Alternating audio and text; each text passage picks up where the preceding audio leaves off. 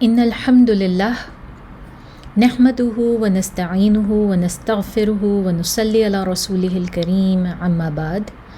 اعوذ باللہ من الشیطان الرجیم بسم اللہ الرحمن الرحیم رب اشرح لی صدری ویسر لی امری واحلل عقدۃ من لسانی یفقہوا قولی آمین یا رب العالمین۔ السلام علیکم ورحمۃ اللہ وبرکاتہ۔ آج سیرہ سیریز کا پارٹ 63 ہے اور ہم بات کر رہے ہیں احد کی جنگ کی، غزوہ احد کی۔ ہجری کا تیسرا سال شروع ہو چکا ہے ہماری کہانی میں رسول، اور اس میں دوسری بڑی جنگ احد جو ہے وہ چھڑنے جا رہی ہے، اور کس طرح سے مسلمان آرمی نے رسول صلی اللہ علیہ وسلم جو ان کے کمانڈ لیڈر تھے، انہوں نے کس طرح سے اور کیوں جو ہے وہ احد کا میدان، احد کا پہاڑ، اس کے دامن میں یہ جو چھوٹا سا میدان تھا، اسے ہی کیوں چوز کیا۔ تو یہ سب باتیں ہم کر چکے ہوئے پہلے، اور اب ہم آگے بڑھتے ہیں۔ ہم جس پوائنٹ پہ ہم نے لاسٹ میں چھوڑا تھا وہ تھا کہ جس وقت عبداللہ بن ابی سلول سے رسول صلی اللہ علیہ وسلم نے منافقوں کا سردار کہا، وہ اپنے 300 ساتھیوں کے ساتھ جنگ کے میدان سے واپس پلٹ آیا، اور اس کا اور وجہ اس نے کیا اس کی بیان کی۔ اس نے کہا کہ محمد صلی اللہ علیہ وسلم جو ہیں یہ تو یہ گلی کے چھڑے چھانٹ لڑکے جو ہیں ان کی بات سنتے ہیں، جو ینگسٹرز ہیں، جو ریفینز ہیں، ان کی بات سنتے ہیں، اور انہوں نے میری بات نہیں سنی اور میری بات نہیں مانی اور اس کو کوئی مقام نہیں دیا، تو میں کیوں ان کی جو ہے وہ ان کی سربراہی میں کیوں لڑوں۔ تو یہ کہہ کر یہ شخص جو ہے یہ واپس پلٹ جاتا ہے، اور رسول صلی اللہ علیہ وسلم منع کرتے ہیں، نہیں روکنے کی ضرورت۔ لیکن اس کے باوجود رستے میں عبداللہ ابن عمرو ابن حرام، جو کہ والد ہیں جابر بن عبداللہ رضی اللہ تعالیٰ عنہ کے، وہ ان کو روکتے ہیں، واپس پلٹ کر جاتے ہیں ان کے پیچھے، اور کوشش کرتے ہیں کہ کسی طرح کچھ تھوڑا بہت سینس اس بندے کے دماغ میں ڈال سکیں نا، اس کو یاد دلاتے ہیں کہ میں تمہیں اس طرح سے بات کرتے ہیں کہ میں تمہیں یاد دلاتا ہوں کہ اللہ تعالیٰ سے ڈرو، اللہ کا خوف کرو، یہ تم کیا کر رہے ہو، تم رسول صلی اللہ علیہ وسلم کا ساتھ چھوڑ کے بھاگ رہے ہو یا جا رہے ہو، اور یہ تم ایسا کیسے کر سکتے ہو، اور اللہ تعالیٰ سے ڈرو، اس کے غضب سے ڈرو، اور کسی نبی کا ساتھ چھوڑنا جو ہے یہ بہت بڑا گناہ ہے۔ تو یہ عبداللہ ابن عمرو جو ہیں یہ ان کو آ کے یاد دلاتے ہیں، اور پھر یہ بھی یاد دلاتے ہیں کہ اس بات سے ڈرو کہ ہم نے رسول اللہ صلی اللہ علیہ وسلم کے ساتھ ایک معاہدہ کیا ہے، اس معاہدے کی روح سے ہم انہیں پروٹیکٹ کریں گے، ان کا ہر حالت میں ساتھ دیں گے، اور ان کو اس طرح سے پروٹیکٹ کریں گے، ان کا ساتھ دیں گے جس طرح سے ہم اپنے بیوی بچوں کا، اپنے گھر والوں کا، اپنے جان و مال اور عزت کے لیے کرتے ہیں، ہم نے ان کے ساتھ اس طرح کرنا، یہ ہمارا معاہدہ ہے۔ اور یہ معاہدہ جو ہے وہ اس کو یاد دلاتے ہیں، کون سا، جو بیت العقبہ ہو چکا ہے، جو پہلے بیت العقبہ اور بیت العقبہ ثانیہ ہوا تھا، جو ہم نے بہت ڈیٹیل میں کیا تھا، سنا تھا، وہ سب کچھ۔ تو وہ سب چیزوں کی جو ہے وہ اس کو یاد دلاتا ہے عبداللہ بن ابی بن سلول کو۔ تو جس پر اس شخص کا رپلائی ہوتا ہے، یہ عبداللہ بن ابی سلول جو ہے یہ جواب دیتا ہے کہ اگر مجھے معلوم ہوتا نا کہ واقعی کوئی لڑائی ہونے والی ہے، کوئی حملہ ہونے والا ہے، واقعی کوئی بیٹل ہونے والی ہے، تو میں ضرور رکتا، لیکن میرا خیال ہے کہ وہ تو اٹیک ہی نہیں کریں گے۔ اب غالباً یہ بات وہ شاید مکہ کے لوگوں کے لیے، قریشیوں کے لیے کہہ رہا ہے کہ وہ تو اٹیک ہی نہیں کریں گے، یا شاید وہ رسول صلی اللہ علیہ وسلم کے لیے کہہ رہا ہے کہ یہ لوگ تو اٹیک ہی نہیں کر سکیں گے۔ اینی ویز اس کا اسٹیٹمنٹ ہمیں جو ہسٹری کی بکس سے اور سیرہ کی کتابوں سے ملتا ہے وہ یہی ہے کہ اس شخص نے یہی جواب دیا کہ اگر مجھے پتہ ہوتا کہ واقعی کوئی جنگ ہونے والی ہے، کوئی لڑائی ہونے والی ہے، تو میں ضرور رک جاتا، لیکن مجھے یقین ہے کہ یہاں پر کوئی اٹیک ہوگا ہی نہیں۔ یہ اس کا اسٹیٹمنٹ تھا، اور یہ شخص اپنے 300 ساتھیوں کو لے کر عین جنگ کے موقع پر پلٹ گیا۔ اب مسلمانوں کے پاس پیچھے صرف اور صرف 700 کی تعداد بچی ہے، جو انہوں نے 1000 کی تعداد اکٹھی کی تھی۔ اس کے بعد اب ان کے پاس صرف اور صرف 700 کی تعداد بچی ہے، اور جو کہ قریش کے لوگ جو 3000 ہیں تقریباً، اس میں آلموسٹ 4:1 کا ریشیو بن جاتا ہے، ٹھیک ہے، یعنی کہ ایک بندہ 4 بندوں کے لیے، ایک مسلمان۔ لیکن رسول صلی اللہ علیہ وسلم کی ہم نے اسٹریٹجی پہ بات کی تھی کہ انہوں نے اس طرح سے جنگ احد کو مطلب احد کے میدان میں جا کے مسلمانوں کو اس طرح سے ترتیب دیا تھا کہ ایک بہت چھوٹا سا اوپننگ جو ہے وہ وہاں پہ رہ گئی تھی، ایک بہت چھوٹی سی گھاٹی رہ گئی تھی جو کہ اوپن تھی، جس میں کہ باقاعدہ فائٹ ہونی تھی، ادروائز 3 سائڈ سے رسول صلی اللہ علیہ وسلم نے کور کر دیا تھا مسلمانوں کو۔ وہ بھی ہم آگے بھی دیکھتے ہیں اور بھی مزید، اور اس کے بارے میں بات کرتے ہیں، لیکن اس سے پہلے ہم یہ دیکھتے ہیں کہ عبداللہ بن ابی سلول کا اس طرح سے واپس پلٹ جانا، اس کو اللہ تعالیٰ نے قرآن میں اکنالج کیا، اور قرآن کی سورہ آل عمران کی آیت نمبر 179 ہے، ما کان اللہ لیذر المؤمنین۔ اس آیت کا ترجمہ ہم دیکھتے ہیں، اور اس میں اللہ تعالیٰ فرماتے ہیں کہ اللہ مسلمانوں کو اس حالت پر رکھنا نہیں چاہتا جس پر تم اب ہو، جب تک کہ ناپاک کو پاک سے جدا نہ کر دے، اور اللہ کا یہ طریقہ نہیں ہے کہ تمہیں غیب پر مطلع کر دے، لیکن اللہ اپنے رسولوں میں سے جسے چاہے چن لیتا ہے۔ سو تم اللہ اور اس کے رسول پر ایمان لاؤ اور پرہیزگاری کرو تو تمہارے لیے بہت بڑا اجر ہے۔ یعنی کہ اللہ تعالیٰ کا ٹوٹل مقصد اس چیز سے کہ عبداللہ بن ابی سلول اپنے اتنے سارے ساتھیوں کو لے کر وہاں سے نکل گیا، اللہ تعالیٰ خود بیان کرتے ہیں کہ اس کا مقصد تھا، اور اس کا مقصد یہ تھا کہ اللہ تعالیٰ پاک کو ناپاک سے علیحدہ کر دیں، یعنی منافقوں کو مسلمانوں سے علیحدہ کر دیں، اور پتہ لگ جائے کہ کون لوگ منافق ہیں جو مسلمانوں کے ساتھ نہیں ہیں، صرف اور صرف اپنے قول سے اپنے آپ کو مسلمان کہتے ہیں، مگر در حقیقت ان میں کوئی اسلامی رمز نہیں ہے۔ پھر اس کے علاوہ سورہ آل عمران کی ہی تھوڑی اور پچھلی آیتیں ہیں، 166 and 167، اس کا ترجمہ ہے، اور جو کچھ تمہیں اس دن پیش آیا جس دن دونوں جماعتیں ملیں، سو اللہ کے حکم سے ہوا، اور تاکہ اللہ ایمانداروں کو ظاہر کر دے۔ اگین بہت کلیئرلی اللہ تعالیٰ بتا رہے ہیں کہ وہ کیا کرنا چاہ رہے تھے، اور منافقین کے اس عمل سے اللہ تعالیٰ کا کیا مقصد تھا۔ آیت 167 ہے، تاکہ منافقوں کو ظاہر کر دے، اور انہیں کہا گیا تھا کہ آؤ اللہ کی راہ میں لڑو یا دشمنوں کو دفع کرو، تو انہوں نے کہا اگر ہمیں علم ہوتا تو آج جنگ ہوگی تو ہم ضرور تمہارے ساتھ چلتے۔ وہ اس وقت بنسبت ایمان کے کفر کے زیادہ قریب تھے، وہ اپنے منہوں سے وہ باتیں کہتے ہیں جو ان کے دلوں میں نہیں ہیں، اور جو کچھ وہ چھپاتے ہیں اللہ اس کو خوب جانتا ہے۔ اللہ تعالیٰ باقاعدہ عبداللہ بن ابی سلول کے الفاظ کوٹ کر دیے اس آیت میں، کہ اس نے یہی کہا تھا کہ اگر ہمیں معلوم ہوتا کہ جنگ ہوگی تو ہم لڑتے۔ تو اللہ تعالیٰ نے وہ بالکل اور صاف ساتھ ساتھ بتا دیا کہ اس وقت وہ کفر کے زیادہ قریب تھے، یہ کوئی ایمان کی نشانی نہیں تھی، کیونکہ بنتا تو یہی تھا جس طرح باقی سارے مسلمان کہہ رہے تھے جنگ ہو نہ ہو، اور اس سے پہلے بھی کتنی ساری غزوات اور سریات میں ایسا ہوا تھا کہ رسول صلی اللہ علیہ وسلم نے حکم دیا، سب لوگ ان کے ساتھ گئے، جن کو حکم دیا ان کے ساتھ رہے، ان کے ساتھ گئے، چاہے وہاں پہ جنگ ہوئی چاہے نہیں ہوئی، جتنا دن رسول صلی اللہ علیہ وسلم نے کہا کہ ہم یہاں پہ کیمپ کریں گے، اتنے دن انہوں نے ان کے ساتھ کیمپ کیا وداؤٹ اینی کویسچنز آسکڈ، اور اس کے بعد جو ہے وہ ان کے حکم پر ہی وہاں سے واپسی ہوئی۔ مگر یہ عبداللہ بن ابی سلول نے اسلام قبول کر لیا، منہ سے جو ہے رسول صلی اللہ علیہ وسلم کو رسول مان لیا، مگر اس کے دل میں کیونکہ وہ نہیں تھا، تو اللہ تعالیٰ نے بھی کہہ دیا کہ اس وقت یہ لوگ ایمان کی بنسبت کفر کے زیادہ نزدیک تھے۔ بہت ساری سورہ، جس طرح ہم نے بات کی تھی نا بدر کے دوران کہ سورہ انفال پوری کی پوری بدر پہ نازل ہوئی، اسی طرح سے کئی آیتیں جو ہے ڈفرینٹ سورز کی، جس میں سورہ آل عمران، سورہ نساء آیتیں جو ہے نا وہ غزوہ احد کے لیے اور اس کے موقع پر نازل ہوئیں، تو ہم ان کا بار بار ریفرنس دیتے رہیں گے۔ And I suggest you again, جس طرح میں سورہ انفال کے لیے آپ کو کہتی رہی مستقل، کہ ساتھ ساتھ آپ وہ سورہ پڑھیں، جب آپ یہ کہانی سن رہے ہیں وہ ساتھ ساتھ وہ سورہ پڑھیں، تو پھر دیکھیں آپ کو وہ آیتیں کیسا سینس بنائیں گی اور کیسی وہ آپ کو سمجھ میں آتی ہیں۔ اچھا جی، اب یہ ہوتا ہے کہ اس موقع پر صحابہ کرام جو رسول صلی اللہ علیہ وسلم کے ساتھ ہیں، جو 700 کی فوج رہ گئی، وہ تھوڑے سے نروس ہو جاتے ہیں،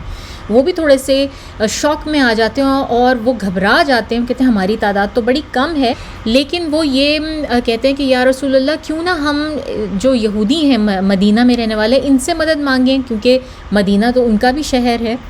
تو ان کو وہ ظاہر ہے وہ شاید ہماری مدد کریں اس سلسلے میں، کیونکہ انہیں اپنا آپ بھی ڈیفینڈ کرنا ہوگا۔ تو رسول صلی اللہ علیہ وسلم کو کہتے ہیں کہ ہمیں ان کی بالکل کوئی ضرورت نہیں ہے، ویسے بھی وہ نہیں آئیں گے، اور اگر آئیں گے تو وہ بھی اسی طرح عبداللہ بن ابی سلول کی طرح بیچ جنگ میں ہمیں چھوڑ کے جا سکتے ہیں یا دھوکہ دے سکتے ہیں۔ تو رسول صلی اللہ علیہ وسلم یہ مشورہ بالکل ماننے سے انکار کر دیتے ہیں صحابہ کرام کا، اور آگے بڑھتے ہیں۔ اور پھر ایسا بھی ہوا، مطلب کئی ایسی ہسٹری کی اور سیرہ کی بکس ہیں جو مینشن کرتی ہیں کہ آخر میں صرف اور صرف 400 مسلمان رہ گئے تھے، 700 بھی نہیں تھے، 400 تھے، کیونکہ مسلمانوں کے ہی گروپس میں آپس میں یہ بات، یہ چہ میں گوئیاں شروع ہو گئی تھیں کہ ٹھیک ہے ہمیں بھی مطلب عبداللہ بن ابی سلول اس طرح چلا گیا تو شاید اس بات میں کوئی سچائی ہو، ہمیں بھی جو ہے رک جانا چاہیے اور یہ جنگ نہیں کرنی چاہیے اور ہمیں واپس چلے جانا چاہیے۔ اور اس طرح سے آپس میں مسلمانوں نے جو ہے نا وہ بٹ گئے تھے کہ ہمیں یہاں پہ رہ کر لڑنا چاہیے یا مدینہ واپس چلے جانا چاہیے۔ لیکن پھر مسلمانوں میں سے ہی ایک اور گروپ نکلا جس نے اٹھ کر جو ہے وہ مطلب اپنی آواز اٹھائی اور کہا کہ تم لوگوں کو کیا ہو گیا ہے، ہم اللہ کی خاطر، ہم رسول اللہ صلی اللہ علیہ وسلم کے حکم پر یہاں پر آئے ہیں، تو کیسے تم لوگ یہ سب چھوڑ چھاڑ کے جو ہے وہ پیچھے جا سکتے ہو واپس؟ اور یہ آرگیومنٹیشن ان میں بڑھی اور اس گروپ نے پھر دوسرے گروپ کو دبا لیا اور پھر یہ سب لوگ ٹھہر گئے اور رک گئے۔ اور اس مسئلے کو کہ مسلمانوں میں بھی آپس میں جو چہ منگوئیاں شروع ہو گئی تھیں، اس کو اللہ تعالیٰ قرآن میں مینشن کرتے ہیں سورہ نساء میں، سورہ نساء کی آیت نمبر 88 جو ہے، پھر تمہیں کیا ہو گیا ہے کہ منافقوں کے معاملے میں دو گروہ ہو رہے ہو، اور اللہ نے ان کے اعمال کے سبب سے انہیں الٹ دیا ہے، کیا تم چاہتے ہو کہ جسے اللہ نے گمراہ کیا ہو اسے راستے پر لاؤ، اور جسے اللہ گمراہ کرے تو اس کے لیے ہرگز کوئی راہ نہیں۔ وہ تو چاہتے ہیں کہ جیسے وہ کافر ہوئے ہیں تم بھی کافر ہو جاؤ، پھر تم سب برابر ہو جاؤ، لہٰذا ان میں سے کسی کو اپنا دوست نہ بناؤ جب تک کہ وہ اللہ کی راہ میں ہجرت کر کے نہ آ جائیں۔ یہ اگلی آیت تھی۔ لیکن اللہ تعالیٰ نے دیکھیں پھر ان کا معاملہ جو ہے وہ کس طرح یہ آیت نازل کی اور ان کا معاملہ ٹھنڈا پڑا اس موقع کے اوپر جب یہ آپس میں جو ہے وہ لڑ رہے تھے، ٹھیک ہے۔ اس کے بعد یہ ہوتا ہے کہ یہ سب آپس میں ریکور ہو جاتے ہیں، ان کے دل مل جاتے ہیں اور یہ لوگ تسلی پہ آ جاتے ہیں کہ ٹھیک ہے، اوکے، اللہ تعالیٰ ہم لوگوں کا یہی مقصد ہے، ہم نے لڑنا ہی ہے اور ہم نے اسی جگہ سے لڑنا ہے رسول صلی اللہ علیہ وسلم کی سربراہی میں۔ تو یہ ساری کی سارا انریسٹ جن لوگوں کے بیچ میں ہوا تھا نا، وہ ایک خزرجی ٹرائب تھا، ایک خزرجی قبیلہ تھا جس کا نام تھا بنو سلمہ، اور دوسرا اوس کا قبیلہ تھا جس کا نام تھا بنو حارثہ۔ تو یہ دونوں جو ہیں یہ انصار کے ہی ٹرائبس تھے جن کے درمیان یہ چھوٹی سی اسکوئمش، یہ چھوٹا سا انریسٹ یا جو چیمنگوئیاں جو شروع ہوئی تھیں وہ ان دونوں کے درمیان تھیں، اور یہ لوگ بہت ممکن تھا کہ یہ لوگ بھی بالکل وڈرا کر جاتے عبداللہ بن ابی سلول کے پیچھے۔ اور پھر مزید اللہ تعالیٰ کی ایک اور آیت ہمیں ملتی ہے سورہ آل عمران کی، اسی سلسلے میں وہ بھی دیکھتے ہیں۔ سورہ آل عمران کی آیت یہ ہے، آیت نمبر 122، جب تم میں سے دو جماعتوں نے قصد کیا کہ نامردی کریں اور اللہ ان کا مددگار تھا، اور چاہیے کہ اللہ ہی پر مسلمان بھروسہ کریں۔ تو یہ اچھا، اب اس کے بارے میں نا ایک بڑی مزے کی بات ہے، یہ جو آیت ہے نا، اس میں لفظ آتا ہے واللہ ولیہما۔ مزے کی بات یہ ہے کہ کہنے کو اگر جب آپ اس کا ترجمہ پڑھیں تو آپ کو لگتا ہے اللہ تعالیٰ نے بڑے غصے میں ان کو ایک طعنہ مارا ہے، ٹھیک ہے۔ لیکن بعد میں جب بھی کبھی ان دونوں قبائل سے اس بارے میں بات ہوئی نا کہ آپ لوگوں نے تو یہ کوشش کی تھی جنگ احد کے درمیان میں کہ آپ لوگ رسول اللہ صلی اللہ علیہ وسلم کو چھوڑ دیں اور واپس مدینہ آ جائیں، تو وہ لوگ کبھی بھی اس چیز کو برا نہیں مانتے تھے، یا وہ اس چیز کو اس میں نہیں لیتے تھے کہ اللہ تعالیٰ نے ہمیں ٹہوکا دیا یا ہمیں ریپریمانڈ کیا، بلکہ وہ بڑے خوش ہو کے کہتے تھے کہ کیا تم نے وہ آیت پوری نہیں پڑھی؟ دیکھو اس میں اللہ نے کیا کہا ہے، اس میں اللہ تعالیٰ نے کہا ہے واللہ ولیہما، کہ اللہ تمہارا ولی۔ اللہ تعالیٰ نے ہم دو گروہوں کے، ہم دو جو ہے وہ قبائل کے متعلق اسپیشلی اللہ تعالیٰ نے کہا ہے کہ اللہ ان کا مددگار، ان کا ولی ہے۔ تو تم لوگ کیسے ہمیں جو ہے وہ یہ بات کہہ سکتے ہو کہ ہم مطلب اس معاملے کو جو ہے وہ ایسے سمجھیں کہ اللہ تعالیٰ نے ہمارے لیے غصہ کیا؟ اس میں تو اللہ تعالیٰ نے ہمیں یہ بتایا کہ اللہ تعالیٰ ہمارے ولی ہیں، ہمارے مددگار ہیں۔ بعد میں ایسا ہوا کہ جابر بن عبداللہ جو ہیں وہ بنو سلمہ میں سے تھے، تو ان سے کافی بہت سالوں کے بعد کسی نے پوچھا کہ کیا آپ کو کبھی یہ بات پریشان کرتی ہے کہ اللہ نے کہا آپ لوگوں کے بارے میں کہ آپ لوگ کیسے نامرد ہیں کہ جو کہ چھوڑ کے جا رہے ہیں ان کو، تو کیا آپ لوگوں نے واقعی ایسا سوچا تھا اور محمد صلی اللہ علیہ وسلم اور رسول صلی اللہ علیہ وسلم کی آرمی چھوڑنے کا اس وقت؟ تو کبھی یہ بات آپ کو پریشان کرتی ہے، آپ کے دل میں بیٹھتی ہے کہ یہ آپ نے کیا غلط کام کیا تھا؟ تو جس پر جابر بن عبداللہ نے رسپانس کیا کہ میں اس کو اس آیت کے آنے کی وجہ سے جو ہے نا، میں اس کو بالکل بھی کسی اور طریقے سے نہیں دیکھوں گا، بالکل بھی اس طرح سے نہیں ہم دیکھتے جس طرح سے تم یہ کہہ رہے ہو ہمیں، یا ہمیں شرمندہ کرنے کی کوشش کر رہے ہو۔ مجھے اس آیت سے بہت محبت ہے، اور مجھے پورے قرآن میں کوئی آیا اتنی پیاری نہیں جتنی کہ یہ آیت ہے۔ ہم بات کر رہے ہیں سورہ آل عمران کی آیت نمبر 122 کی۔ اور کیونکہ کیا تم نے پوری کی پوری آیت نہیں پڑھی؟ اللہ نے اس میں کہا کہ اللہ تعالیٰ ہمارا ولی ہے، اللہ تعالیٰ ہمارا ولی، ہمارا دوست، ہمارا مددگار ہے اس دن۔ تو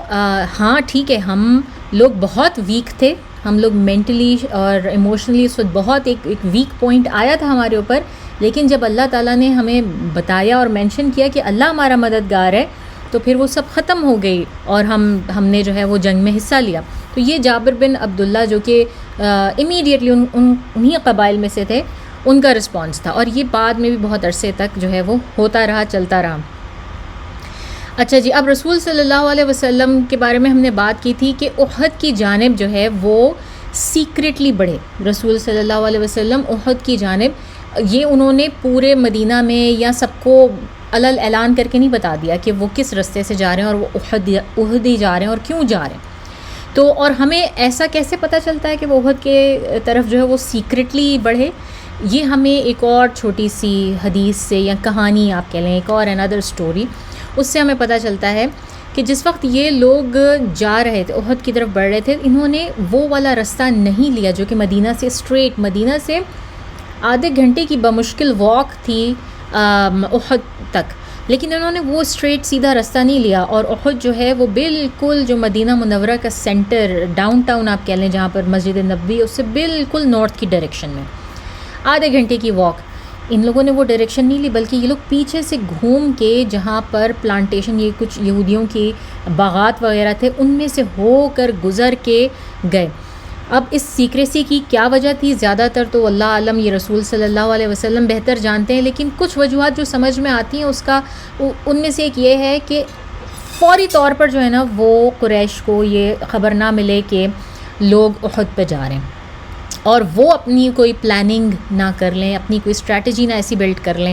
اس کے متعلق، کیونکہ ڈیفینیٹلی جس طرح رسول صلی اللہ علیہ وسلم نے اپنے اسپائز ان کی طرف بھیجے تھے، انہوں نے بھی اپنے اسپائز چھوڑے ہوئے ہوں گے، اور مدینہ میں تو یہ عام بات تھی، جب منافقین اس طرح بیچ میں سے نکل گئے تو اور جانے کتنے طرح طرح کے اسپائز ان کے بیچ میں موجود تھے۔ اچھا جی، تو اب یہ جس وقت ان باغات کے بیچ میں سے، اس پلانٹیشن کے بیچ میں سے جب یہ پوری کی پوری فوج گزر رہی تھی، تو اس وقت ایک شخص نے جو ہے نا، وہ جو غالباً اس پلانٹیشن کا مالک تھا یا اس باغ کا مالک تھا، اس نے آواز لگائی، کون ہے یہ؟ کیا یہ محمد صلی اللہ علیہ وسلم اور ان کے ساتھی ہیں، ان کی فوج ہے؟ تو ان کی ہمت کیسی ہوئی کہ انہوں نے میری زمین پر جو ہے وہ قدم رکھا میری اجازت کے بغیر؟ اور اس شخص نے اٹھا کے جو ہے نا وہ ہاتھ میں پتھر اور کنکریاں اور مٹی اٹھا کے ان کی طرف پھینکنی شروع کر دی۔ مائنڈ یو، یہ شخص جو ہے یہ اندھا تھا آنکھوں سے، اس کو نظر نہیں آتا تھا، تو اس کے ہاتھ میں، اس لیے اس کو پوچھنا پڑا بآواز بلند، اس کو نظر نہیں آ رہا تھا، اس نے اٹھا کے چیزیں پھینکنی شروع کی، اور جو صحابہ اکرام تھے ان کو شدید غصہ چڑھا۔ انہوں نے کہا کہ یا رسول اللہ، انہوں نے اپنی تلواریں نکال لی، انہوں نے کہا کہ آپ ہمیں اجازت دیں، ہم اس کی گردن اتار دیں۔ تو رسول صلی اللہ علیہ وسلم نے اس وقت بہت ہی خوبصورت جملہ کہا، رسول صلی اللہ علیہ وسلم نے کہا کہ چھوڑ دو اسے، نہ صرف یہ شخص آنکھوں کا اندھا ہے بلکہ یہ دل سے بھی اندھا ہے، یعنی کہ اس کو صحیح اور غلط کی تمیز نہیں ہے، اس کو نہیں پہچان کہ کس کا ساتھ دینا ہے اور کس کا ساتھ نہیں دینا، تو اس لیے جو ہے وہ یہ اس طرح کی باتیں کر رہا ہے، تو تم اس کو چھوڑ دو۔ لیکن اس کے باوجود بھی کچھ سیرہ کی بکس مینشن کرتی ہیں کہ اس شخص نے یہ مسلسل اس طرح بولتا رہا، جب یہ فوج گزرتی رہی تو کسی صحابی کو بہت غصہ آیا اور انہوں نے تلوار کا پچھلا حصہ مار کے اس کو ذرا زخمی بھی کر دیا، ایسا بھی ہوا۔ اور اللہ تعالیٰ اس چیز کو سورہ حج میں جو ہے وہ بتاتے ہیں. سورہ حج 22ویں سورہ ہے قرآن کی، جس کی 46 آیت 46ویں آیت ہے. اس میں اللہ تعالیٰ فرماتے ہیں بے شک یہ آنکھیں ہی نہیں ہوتی جو کہ اندھی ہوتی ہیں، لیکن کچھ لوگوں کے دل بھی ہوتے ہیں جو کہ اندھے ہوتے ہیں، جو کہ ان کے سینوں کے اندر ہیں. تو اس کا مطلب تھا کہ یہ واقعی سیکریسی تھی. اچھا جی، اب 14 شوال ہے، یہ فرائیڈے کا دن ہے. 14 شوال سن 3 ہجری، اور یہ جمعے کا دن ہے. بالکل رائٹ آفٹر جمعہ پریئرز ہم نے بات کی تھی. کوئی کسی کا جو ہے جنازہ بھی آیا تھا، جنازہ پریئرز کے فوراً بعد جو ہے یہ مسلمان سارے کے سارے رسول صلی اللہ علیہ وسلم اس ساری کی ساری فوج کو اسمبل کرتے ہیں اور ان کو اپنے ساتھ چلنے کا حکم دیتے ہیں. تو اگر ہم دیکھیں فرائیڈے کا ٹائم اگر لیٹ سے 11:30 بجے جس طرح ہوتا ہے موسٹلی عرب میں 11:30-12 بجے کے قریب، یا ہو سکتا ہے اس سے بھی پہلے انہوں نے پڑھ لی ہو، کیونکہ اس بات پر علماء کا اتفاق ہے کہ جمعہ پریئرز جو ہے نا وہ آپ کی ظہر کی پریئر سے ڈیفرنٹ ہوتی ہے، تو اس کا ٹائم ڈیفرنٹ بھی ہو سکتا ہے، اس کا ٹائم پہلے یا بعد میں بھی ہو سکتا ہے. تو اگر تھوڑا پہلے بھی پڑھ لی انہوں نے تو بھی شاید 2 بجے تک 3 بجے تک میکسیمم یہ لوگ احد کے میدان تک پہنچ چکے ہیں. ٹھیک ہے، احد کے پہاڑ تک اس کا جو میدانی علاقہ ہے یہ وہاں پر جو ہے پوری کی پوری فوج وہاں پر پہنچ جاتی ہے. اور اس کے بعد اب رسول صلی اللہ علیہ وسلم وہاں جا کر تیاری کرتے ہیں، ان کی اپنی فوج کو جو ہے وہ تقسیم کرتے ہیں. اس بارے میں بھی تھوڑی بہت علماء کے اندر ڈسکشن پائی جاتی ہے کہ آیا یہ 14 شوال کو ہوا یا 15 شوال کی صبح کو ہوا، کیونکہ 15 شوال تو وہ ڈیٹ ہے جس میں کہ لڑائی ہونی ہے، احد کی جنگ ہو رہی ہے. تو آیا یہ 14 شوال کو اس سے پہلے ہوا، رات انہوں نے وہیں پہ گزاری، کیمپ کیا، یا یہ 15 شوال کو اس علیہ صبح رسول صلی اللہ علیہ وسلم نے وہاں مارچ کیا اور وہاں ان سے پہلے پہنچے. لیکن یہ اتنا صحیح نہیں لگتا، کیونکہ اگر رسول صلی اللہ علیہ وسلم وہاں پہنچتے ہیں تو قریش کی آرمی کو پھر بھی آدھے دن سے زیادہ چاہیے وہاں تک پہنچنے کے لیے، جب تک انہیں پتہ لگے، کیونکہ وہ مدینہ میں ساؤتھ کی سائڈ پر ہیں، وہاں سے آ رہے ہیں. اور عموماً جو لڑائیاں تھیں، جتنی بھی جنگیں ہوتی تھیں، وہ فوراً جیسے فجر کے بعد جیسے ہی سورج نکلتا سو جنگ شروع ہو جاتی تھی، اور سورج ڈھلتے جنگ بند ہو جاتی تھی. تو یہ اتنا زیادہ سینس نہیں بناتا. تو یہ چیز زیادہ سینس بناتی ہے کہ 14 شوال کو وہ جمعے کی نماز کے بعد اس طرح سے نکل گئے. انہوں نے جا کے اپنی پوری اسٹریٹجی پلان کی، اپنی فوج کو مختلف فلینکس کے اندر جو ہے وہ ڈسٹریبیوٹ کیا، اور وہاں پہ کیمپ کیا، اور اگلی صبح کے لیے تیاری کی، جس میں کہ ہر حالت میں جنگ ہونی تھی. ٹھیک ہے. اور اس کے بعد یہ ہوا کہ رسول صلی اللہ علیہ وسلم جس طرح سے انہوں نے ترتیب دی تھی اپنی بدر کے موقع پر، کہ وہ ایک ایک شخص کو نوٹس کر رہے تھے، دیکھ رہے تھے کسی کو کوئی تکلیف تو نہیں ہے، فزیکلی سب لوگ پراپر ہیں، ایکٹیو ہیں، اور کیا ان کی مطلب ان کو ان کے ٹیلنٹس کے حساب سے اور ان کے عہدوں کے حساب سے ان کو جو ہے وہ پلیس کر رہے تھے. تو ان کو کئی جو ہے وہ 13-14 سال کے لڑکے نظر آئے، چھوٹے چھوٹے لڑکے نظر آئے، بالکل اسی طرح جس طرح بدر میں نظر آئے تھے. اس دفعہ بھی رسول صلی اللہ علیہ وسلم نے ان کو چھانٹ کر الگ کیا، کیونکہ بہرحال اس وقت ان کے پاس ایک ایک انسیڈ لا کہہ لیں، یا انہوں نے ایک ترتیب بنائی ہوئی تھی کہ کوئی 15 سال سے کم عمر جو ہے وہ جنگ میں حصہ نہیں لے گا. تو جتنے بھی چھوٹے لڑکے تھے ان کو نکال کر الگ کیا. کچھ لوگ جن کو نکالا تھا جنگ بدر میں، وہ اب 15 سال کے ہو گئے تھے، ان میں سے کچھ تو ان کو اجازت دے دی گئی کہ وہ لڑیں. لیکن جو لوگ نکالے گئے اور واپس مدینہ کی طرف بھیجے گئے، ان میں تھے عبداللہ بن عمر، زید بن ثابت، اسامہ بن زید. اب اسامہ بن زید کون ہے؟ حب النبی. اسامہ بن زید بن حارثہ کے جو ہیں وہ بیٹے ہیں، جو کہ رسول صلی اللہ علیہ وسلم کے منہ بولے بیٹے تھے. ام ایمن اور زید بن حارثہ کے بیٹے اسامہ بن زید، جو کہ رسول صلی اللہ علیہ وسلم کے گھر میں پیدا ہوئے، پرورش پائی. اس وقت یہ بمشکل 12-13 سال کے ہیں.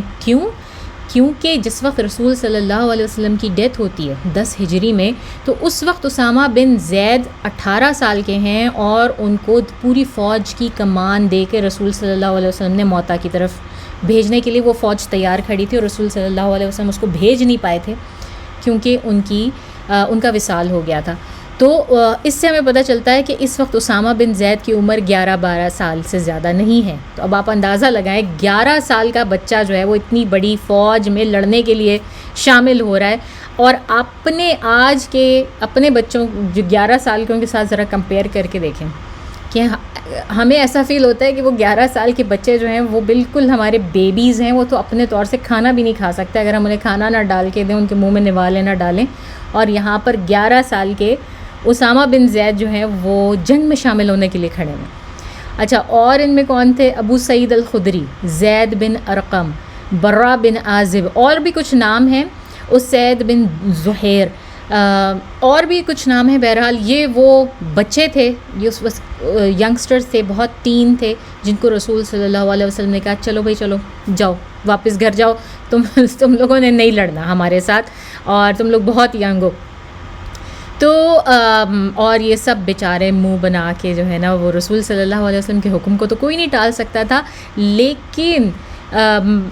آپ یہ بھی دیکھیں نا کہ یہ کتنی ریمارکبل تھنگ ہے کہ یہ جتنے نام میں نے لیے ان میں سے کوئی بھی ان نون نیم نہیں ہے, ہم لوگ جانتے ہیں ان سب کو. یہ سب بعد میں اتنے جلیل القدر صحابی بنے, بعد میں انہوں نے جنگیں بھی لڑی ہیں, اور یہ بہت بڑے علماء میں سے بھی آئے ہیں. انہوں نے بہت آگے لوگوں کو تعلیم بھی دی ہے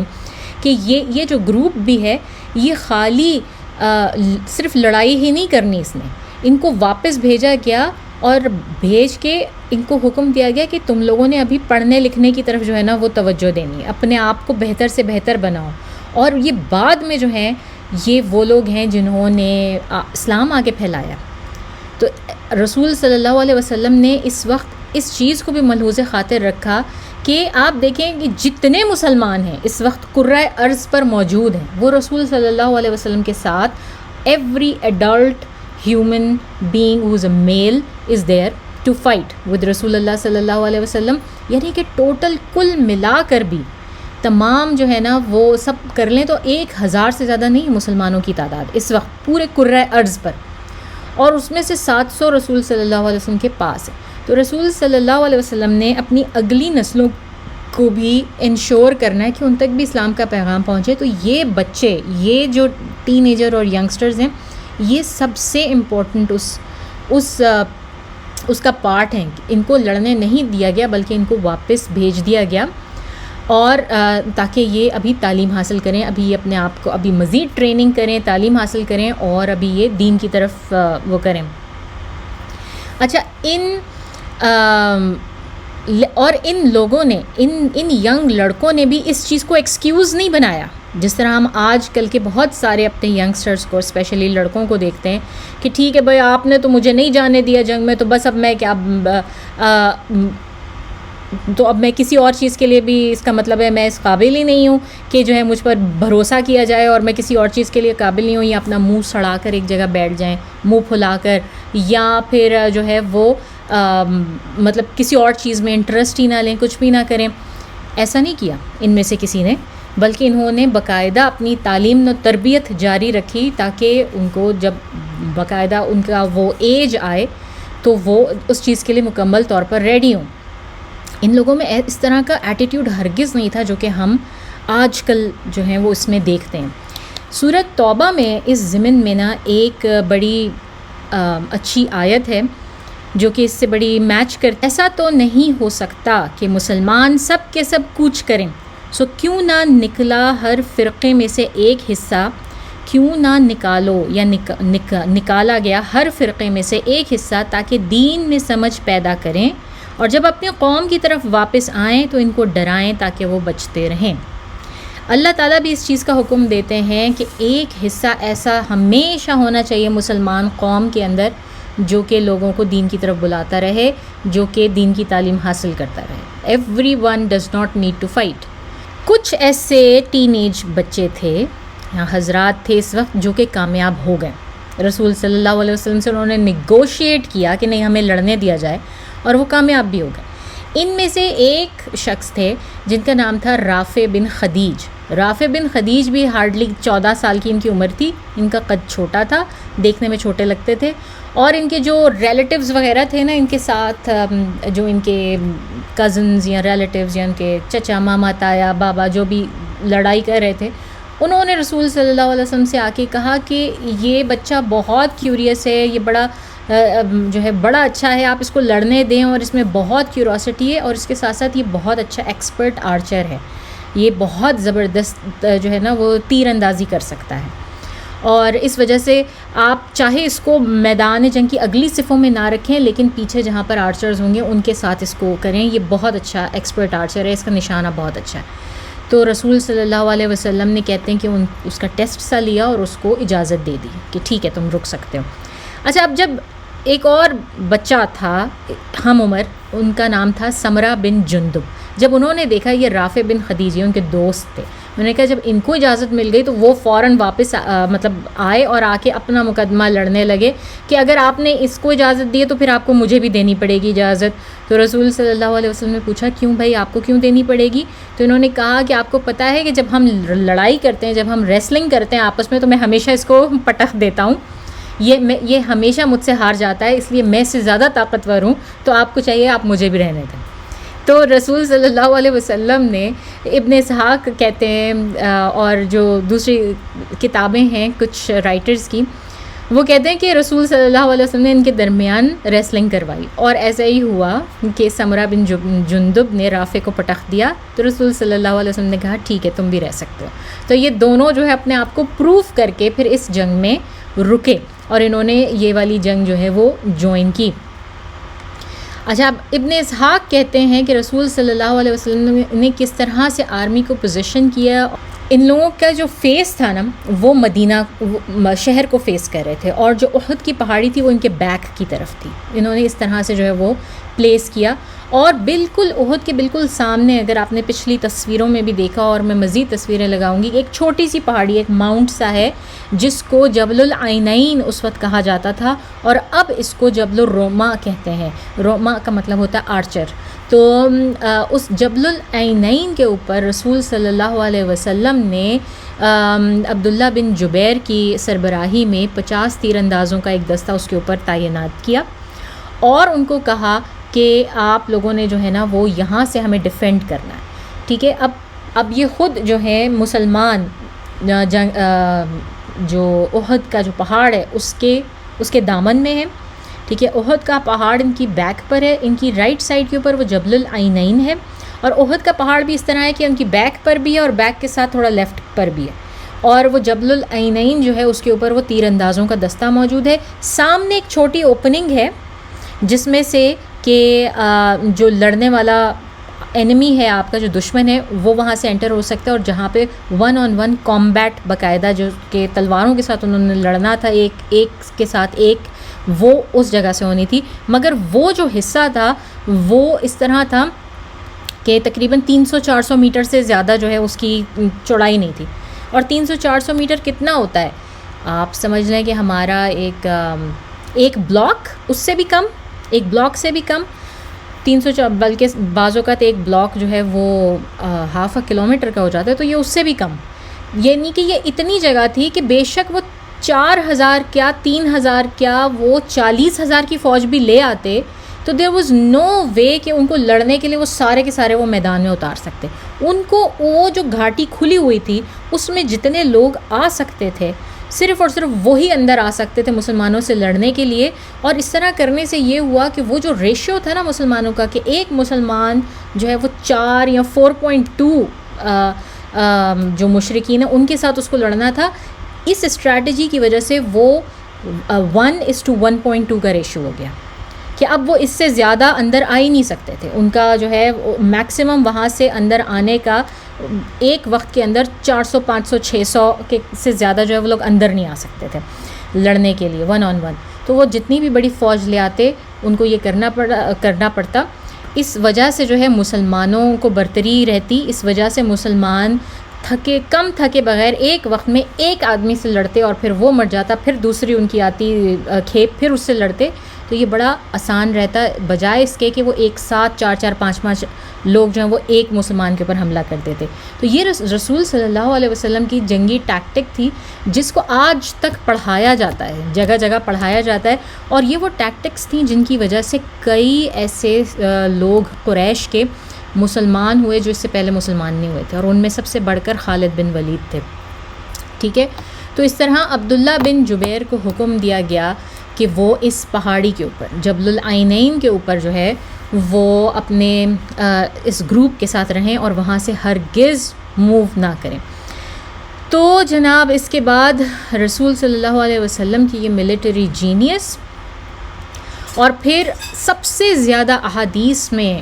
جو قصہ ریکارڈ ہوا ہے اور سب سے زیادہ اوتھینٹک جو قصہ ہے وہ یہی ہے، یہ جبیر عبداللہ بن جبیر کا، کہ ان کو رسول صلی اللہ علیہ وسلم نے کیا ہدایات دیں اور ان کو کس طرح اسٹیشن کیا وہاں پر. یہ سب سے زیادہ جو ہے وہ نریٹ ہونے والا اور اوتھینٹک چین آف نریشن کے ساتھ سب سے زیادہ یہ قصہ ہے. اور رسول صلی اللہ علیہ وسلم نے اس موقع پر ان کو کئی ہدایات دیں، جن میں سے ایک تھی کہ ہمیں پروٹیکٹ کرو، ہمیں اس طرح سے ہماری حفاظت کرو اپنے تیروں کے ساتھ کہ ان کے گھوڑے جو ہیں وہ ہم تک نہ پہنچ سکیں. یہ ایک کمزور پوائنٹ تھا مسلمانوں کا جہاں پر ان کو تعینات کیا گیا تھا. رسول صلی اللہ علیہ وسلم کو اس بات کا اچھی طرح سے اندازہ تھا کہ یہ ایک ایسا کمزور پوائنٹ ہے کہ جہاں سے جو دشمن ہے وہ ہم پر حملہ آور ہو سکتا ہے، اور واحد طریقہ ان سے بچنے کا یہ تیر انداز ہیں. اگر یہ کانسٹنٹلی، کیونکہ یہ لوگ اونچائی پر تھے تو یہ ہر طرف سے یہ مسلمانوں کو بھی دیکھ سکتے تھے اور یہ ان لوگوں کو بھی دیکھ سکتے تھے. اگر یہ ان کے اوپر تیر برساتے رہیں گے تو گھوڑے جو ہیں بیسکلی وہ تیر سے گھبراتے ہیں، جس طرح آج کل گولی سے گھبراتا ہے. تو تیر جو ہیں وہ اس وقت کی گولیاں تھیں اور ان کو دور سے مارا جا سکتا تھا. تو رسول صلی اللہ علیہ وسلم نے ان کو یہی ہدایت کی کہ تم اپنے تیروں سے ہمیں جو ہے وہ ہماری بیک ہمیں پروٹیکٹ کرو تاکہ ان کے گھوڑے، ان کی کیولری ہم تک نہ پہنچ سکیں. اور پھر بخاری میں ہے کہ اگر تم لوگ یہ دیکھو، رسول صلی اللہ علیہ وسلم ان کو کہہ رہے ہیں کہ اگر تمہیں یہ نظر آئے کہ ہم سب مر چکے ہیں اور ہمارے جسموں کو پرندے نوچ رہے ہیں، نوچ کے کھا رہے ہیں، اس وقت بھی اپنی جگہ نہیں چھوڑنا جب تک کہ میں تمہارے لیے کسی کو بھیجوں نہیں تمہیں بلانے کے لیے، جب تک کہ میں تمہیں یہ حکم نہ دوں کسی کے ذریعے کہ اب تم اپنی جگہ چھوڑ سکتے ہو، اس وقت تک تم لوگ اپنی جگہ ہرگز نہیں چھوڑنا. اور یہ بہت بڑی تشبیہ تھی. اس کا مطلب تھا کہ رسول صلی اللہ علیہ وسلم کو یہ بتا رہے ہیں کہ جنگ کا آؤٹ کم کچھ بھی ہو، چاہے ہم جیت رہے ہوں چاہے ہم ہار رہے ہوں، اور تم دیکھو کہ ہم اتنی بری طرح ہار چکے ہیں کہ ہم مر بھی چکے ہیں اور ہماری جسموں کو جانور اور پرندے کھا رہے ہیں، اس وقت بھی تم نے نہیں چھوڑنی اپنی جگہ، اس وقت بھی اپنی جگہ پہ رہنا ہے جب تک کہ میں تم لوگوں کو بلاوا نہ بھیجوں. اور پھر ایک اور ورژن میں ہے کہ رسول صلی اللہ علیہ وسلم نے فرمایا کہ کھڑے رہو اس پہاڑ کے اوپر اور ہمیں گارڈ کرو ہماری پیچھے سے، تم ہماری پیچھے دیکھو اور اس بات کو قابل یقین بناؤ کہ کوئی دشمن جو وہ ہم سے ہمارے پچھواڑے سے ہم پر حملہ نہ کر سکے. اور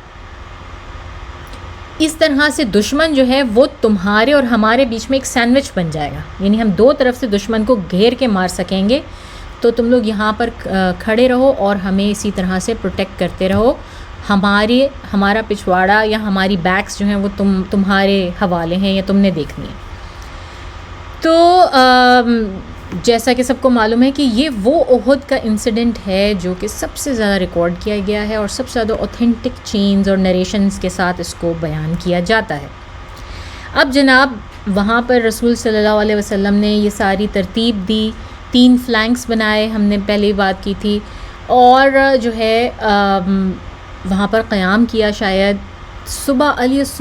15 شوال کو جو ہے رسول صلی اللہ علیہ وسلم نماز کے بعد اب ان کو موٹیویٹ کر رہے ہیں اور ان کو وہ اسپیچ دے رہے ہیں کہ جو کہ ایک طریقہ تھا اور ہے ابھی تک بھی کہ جو لیڈر ہے وہ ایسے ہی خون گرما دینے والی جو ہے وہ اسپیچ کرتا ہے کہ تمام لوگ جو ہیں وہ اس سے بہت جوش میں آ جاتے ہیں جنگ سے پہلے اور لڑنے کے لیے تیار ہوتے ہیں پوری طرح سے. تو رسول صلی اللہ علیہ وسلم بھی وہی کر رہے تھے، ان کے جذبات کو ابھار رہے تھے، ان کو اللہ کے احکام یاد دلا رہے تھے، ان کو اس جنگ کا نتیجہ یاد دلا رہے تھے کہ اگر تم لوگ مر گئے تو تم لوگ شہید ہو سب کے سب، اس سے کہیں بہتر تمہارے پاس جو ہے وہ تمہیں اس دنیا سے کہیں بہتر جنت تمہاری منتظر ہے، اور اگر بچ گئے تو تم لوگ غازی ہو تو تمہارا دنیا پر یعنی کہ اس جگہ کے اوپر تمہارا تسلط بہت بہتر طریقے سے قائم ہوگا اور تمہاری ایک دھاک بیٹھے گی اور پھر جو ہے رسول صلی اللہ علیہ وسلم ظاہر ہے وہ ایگزامپل کے ساتھ سب کچھ کرتے تھے. خود انہوں نے 2 عدد زرہیں پہنی تھیں یہ دکھانے کے لیے کہ کتنی امپورٹنس ہے اور سب لوگ تیار رہیں اس چیز کے لیے. اور پھر رسول صلی اللہ علیہ وسلم جو ہے وہ اپنے گھوڑے پر سوار تھے اور وہ ان کی لائنوں کے صفوں کے بیچ میں ادھر سے ادھر دوڑ رہے تھے, ادھر سے ادھر چکر لگا رہے تھے. علی رضی اللہ تعالیٰ عنہ کہتے ہیں اس وقت کہ میری عمر اس وقت 20 کچھ سال تھی, یعنی کہ 21-22 سال کے قریب تھے, 22-25 کے بیچ میں ہوں گے. اور رسول صلی اللہ علیہ وسلم کی عمر 50 سے کچھ اوپر تھی, لیکن اس کے باوجود وہ جتنی تیزی سے صفوں کے بیچ میں دوڑ رہے تھے میں ان کا مقابلہ نہیں کر پا رہا تھا. میری سپیڈ کم تھی کہ ان کو جتنا جوش تھا اور وہ جتنے ایکٹیو تھے اور جتنے فٹ تھے اس ٹائم پر. رسول صلی اللہ علیہ وسلم ان کو کہتے ہیں کہ کسی کو نہیں لڑنا ہے جب تک کہ ان کو فائٹ کی پرمیشن نہ دیجیے, جب تک کہ میں ان کو حکم نہ دوں کہ تم لوگ آگے بڑھو اور لڑو, اور اپنے آپ کو جتنا ہو سکے بہت ہی کام, بہت ہی ریلیکس رکھو. اور ہم یہاں پر بہت مشکل کام کرنے آئے ہیں, اس میں کوئی شک نہیں ہے, اور اس کام کو کرنے کے لیے ہمیں بہت ساری تھاٹ, بہت سارے سوچ و بچار اور بہت ساری اسٹریٹجی جو ہے. اس کے علاوہ ہمیں بہت سارا پیشنس, بہت صبر چاہیے اور بہت اسٹیبلٹی چاہیے اس کام کو کرنے کے لیے. تو ہم اپنے قدم جو ہیں وہ جما کے رکھیں گے, ہم اس پہ مثبت رہیں گے. ہم ایک جنگ کے میدان میں ہیں اور یہاں پر بہت سنگین, بہت گھمسان کی جنگ ہونے والی ہے, لیکن یہ جنگ تم میں سے کسی کو اپنا رویہ, اپنا انر سیلف جو ہے نا اس کو بدلنے میں بالکل کسی قسم کی جو ہے نا وہ نہیں ہونی چاہیے. یعنی کہ آپ کا جو رویہ ہے اس میں کوئی ارریشنلٹی نہ آئے. ان تمام چیزوں کے باعث میں سب کچھ جانتا ہوں کہ انہوں نے ہمیں تنگ کیا ہے, ہم پہ ناحق جنگ مسلط کی ہے, اور ہم جو ہے وہ ایک بہت بڑی جنگ کا پارٹ بننے جا رہے ہیں اور یہ ہمارے لیے بہت تکلیف دہ ہونے والا ہے. لیکن اس کے باوجود جو ہے ہم نے انسٹیبل نہیں ہونا, ہم نے اپنے قدم نہیں اکھڑنے دینے, اور ہم نے ارریشنل نہیں ہونا, ہم نے جذباتی کوئی فیصلہ نہیں کرنا. سوچ بچار کے بعد ہم نے سارے فیصلے کرنے. لیکن اس کے علاوہ رسول صلی اللہ علیہ وسلم نے ایک کام اور کیا جس سے لوگوں کے دل مزید گرما گئے, اور وہ یہ تھا کہ انہوں نے اپنی تلوار نکالی اور تلوار نکال کے اس کو لہراتے ہوئے کہا کہ کون ہے ایسا شخص جو آج مجھ سے یہ تلوار لے اور اس کا حق ادا کر دے. اب سارے لوگ جو صحابہ کرام تھے, انصار بھی اور مہاجرین بھی, وہ سب کے سب انا یا رسول اللہ, انا یا رسول اللہ, سب کی آوازیں گونجنے لگی نا ہر طرف کہ میں ہوں یا رسول اللہ, مجھے دے دیجئے تلوار, آپ اپنی مجھے دے دیجئے. سب لوگ اسی طرح کرنے لگے. تو پھر اس کے بعد رسول صلی اللہ علیہ وسلم نے کہا کہ یہ کون سا شخص ہے جو یہ تلوار لے گا لیکن اس کا جو حق ہے نا اسے پورا کرے گا. پھر رسول صلی اللہ علیہ وسلم, اب سب لوگ چپ ہو گئے ایک دم سے کہ اس کا حق کیا ہے, یہ تلوار کا کیا حق ہوگا. اور پھر ایک شخص کی آواز آئی جس نے بڑی ہمت کر کے پوچھا کہ یا رسول اللہ صلی اللہ علیہ وسلم, یہ اس کا حق کیا ہے, اس تلوار کا کیا حق ہے. تو اور یہ شخص تھے ابو دجانہ. تو رسول صلی اللہ علیہ وسلم نے کہا اس تلوار کا حق یہ ہے کہ تم اس سے اس وقت تک لڑو جب تک کہ یہ دوہری نہ ہو جائے, بینڈ نہ ہو جائے, یا یہ تلوار ٹوٹ نہ جائے, مکمل طور پر اس قابل ہی نہ رہے کہ اس سے کوئی کام لیا جا سکے. یہ حق ہے اس تلوار کا. تو ابو دجانہ نے اس وقت کہا کہ میں کروں گا یا رسول اللہ, میں اس کا حق ادا کروں گا, آپ مجھے دے دیجئے. اس سے پہلے زبیر بن عوام رسول صلی اللہ علیہ وسلم کے جو پھوپھی ذات ہیں, ان کے کزن ہیں, انہوں نے کہا کہ مجھے دے دیجئے, لیکن رسول صلی اللہ علیہ وسلم نے انہیں نہیں دی. اور جب ابو دجانہ نے کہا کہ مجھے دے دیجئے اور میں اس کا حق پوری طرح سے ادا کروں گا, تو رسول صلی اللہ علیہ وسلم نے یہ تلوار جو ہے وہ ابو دجانہ کو دے دی. اچھا, اب ابو دجانہ کا نام آپ یاد رکھیں, ہم تھوڑی دیر کے بعد واپس ان کے اوپر آئیں گے کہ انہی کو کیوں ملی یہ تلوار, ٹھیک ہے نا. اور رسول صلی اللہ علیہ وسلم نے اپنے کزن کو نہیں دی. زبیر بن عوام جن کے بارے میں مشہور تھا کہ وہ بھی بہت بڑے واریر ہیں, ان کو نہیں دی, بلکہ ابو دجانہ کو ملی. اب ہم اپنا کیمرہ جو ہے نا وہ اٹھا کے لے کے جاتے ہیں تھوڑا سا قریش کی جانب. اب وہاں پر کیا تیاریاں ہو رہی ہیں, ٹھیک ہے نا. قریش بھی آتے ہیں جناب, اور آ کے یہ اپنے جو ہے وہ اپنے آپ کو جو ہے وہ اس میں کرتے ہیں. اور ابو سفیان نے بھی 3 فلینکس بنائے تھے اپنی فوج کے، جن میں سے سینٹر فلینک کی وہ خود سرداری کر رہا تھا، ایک جو گھڑ سوار تھے ان کی جو پوری کی پوری کمان ہے وہ خالد بن ولید کے حوالے تھی، اور ایک جو لیفٹ فلینک تھا اس کی کمان جو ہے وہ اکرمہ بن ابی جہل کے حوالے کی تھی. اور اس سے پہلے کہ باقاعدہ جنگ کا آغاز ہوتا تو ابو سفیان نے پہلے جو ہے وہ ایک ٹیکٹک، وہی جو ایک دوسرے کو یہ پکارتے تھے اور بتاتے تھے اور مبارزے کرتے تھے، تو وہ کیا قریش کی طرف سے. تو انہوں نے کہا کہ انہوں نے کوشش کی کہ کسی طرح سے انصار اور مہاجرین کے بیچ میں جو ہے نا وہ خلفشار پیدا کیا جائے، ایک لڑائی سی ان کی کروا دی جائے، تو ان سے لڑنا مسلمانوں سے اور بھی آسان ہو جائے گا، کیونکہ bulk of the number of Muslim army جو تھی وہ تو انصار اور سارے کے سارے انصار تھے اور خزرج کے قبائل تھے. جو مہاجرین تھے وہ تو ابھی بھی بہت کم ہیں، وہ شاید اس پوری آرمی کا 15% بھی نہیں ہے. تو انہوں نے کوشش یہ کی، ابو سفیان نے کوشش یہ کی کہ ان کو توڑا جائے بیچ میں سے. اور کس طرح؟ 2 طریقے سے، 2 ٹیکٹکس اس نے اپنائی. اس میں پہلے ابو سفیان نے نا اپنی طرف سے قاصد بھیجا جو کہ اس کا پیغام لے کر آیا، اور وہ اتنے ڈسٹینس پر آ گیا دونوں آرمیز کے کہ جس سے کہ مسلمانوں کی آرمی جو ہے وہ اس کی آواز کلیئرلی سن سکے. اور اس قاصد نے بیچ میں آ کے کہا کہ میں جو ہے وہ قریش کے لیڈر ابو سفیان کی طرف سے بھیجا گیا ہوں، اور ابو سفیان نے کہلوایا ہے کہ او مدینہ کے لوگوں، تم لوگ یہاں سے چلے جاؤ، تم لوگ اس میدان سے واپس چلے جاؤ، ہماری تمہارے ساتھ کوئی لڑائی نہیں ہے، ہمارا تمہارے ساتھ کوئی مسئلہ نہیں ہے، کوئی جنگ نہیں ہے کسی قسم کی، ہمیں تمہارے خلاف ہمارے دلوں میں کچھ بھی نہیں ہے، اور ہم تم سے نہیں لڑنا چاہتے. تو تم امن کے ساتھ، سلامتی کے ساتھ میدان جنگ چھوڑو اور واپس مدینہ کو چلے جاؤ، ہمیں تم سے لڑنا ہی نہیں ہے، ہم تمہیں فل کھلا راستہ دیں گے جانے کے لیے، اور ہماری کوئی ڈیزائر نہیں ہے تمہارے ساتھ انگیج ہوں. ہم صرف اپنے جو رشتہ دار ہیں، جو ہمارے بھگوڑے، بغول ان کے مسلمان سارے جو تھے وہ بھگوڑے تھے،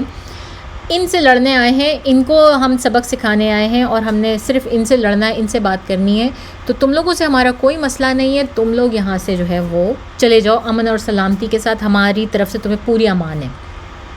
تو انصار نے جب یہ سنا تو وہ بہت غصے میں آ گئے، بہت ہی فیئرس ہو گئے، اور انہوں نے ان کو جو ہے نا برا بھلا کہنا شروع کر دیا، اور بڑی ایک سیریز آف وائل کرسز جسے کہتے ہیں نا، بہت ہی برے القاب اور گالیاں اور وہ سب دینی شروع کر دیں. بہت ہی انسلٹ کی اس کی، اور اس کو کہا کہ تمہاری ہمت کیسے ہوئی ہم لوگوں کو یہ بتانے کی، ہمیں کہنے کی کہ ہم رسول صلی اللہ علیہ وسلم کا ساتھ چھوڑ دیں،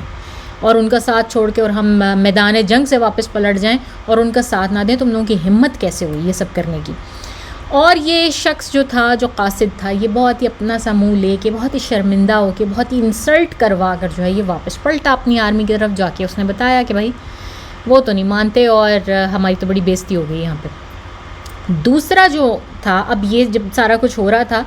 تو ان کی آرمی میں ایک شخص تھا جس کا نام تھا عبد عمر بن سیفی، اور اس کی کنیہ تھی ابو عامر الراہب.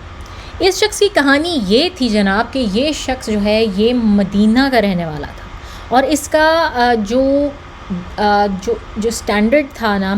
مدینہ کے لوگوں کے بیچ میں، وہ ایسے ہی تھا جیسے عبداللہ بن ابی سلول. اب عبداللہ بن ابی سلول تو جو ہے وہ جنگ بدر کے بعد یہ دیکھ کے کہ جی سارا کچھ مسلمانوں کا ہے، اب ہم کچھ نہیں ہو سکتا، اس نے تو چاروں ناچار اسلام قبول کر لیا کیونکہ وہ رہنا چاہتا تھا مدینہ میں.